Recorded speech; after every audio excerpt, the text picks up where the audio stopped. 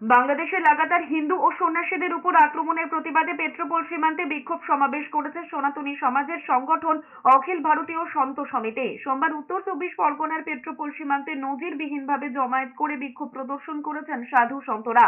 বাংলাদেশে হিন্দু সম্প্রদায়ের উপর হওয়া নির্মম অত্যাচারের প্রতিবাদে দুই বাংলার সীমান্তে জড়ো হওয়া বিক্ষোভকারীদের বক্তব্য, শুধুমাত্র পেট্রোপোল সীমান্তেই নয়, বাংলার বিভিন্ন প্রান্তে প্রত্যন্ত অঞ্চলে বাংলাদেশি হিন্দুদের উপর হওয়া অত্যাচার বন্ধের দাবিতে এই বিক্ষোভ চলবে। পেট্রোপোল সীমান্তের বিভিন্ন এলাকায় চলছে স্লোগান। এদিকে বাংলাদেশে 8 দিন ধরে জেলবন্দি সন্ন্যাসী চিন্ময় কৃষ্ণ দাস পেট্রোপোলের পাশাপাশি কোচবিহারের চ্যাংরাবান্ধা সীমান্ত কার্যত থমথমে। বাংলাদেশ থেকে যারা এসেছিলেন তাদের অনেকেই ফিরতে চাইছেন তাদের নিজেদের দেশে, অনেকে চিকিৎসার জন্য এসেছিলেন ভারতে, তারাও ফিরতে চাইছেন। সব মিলিয়ে একেবারে উদ্বেগজনক পরিস্থিতি।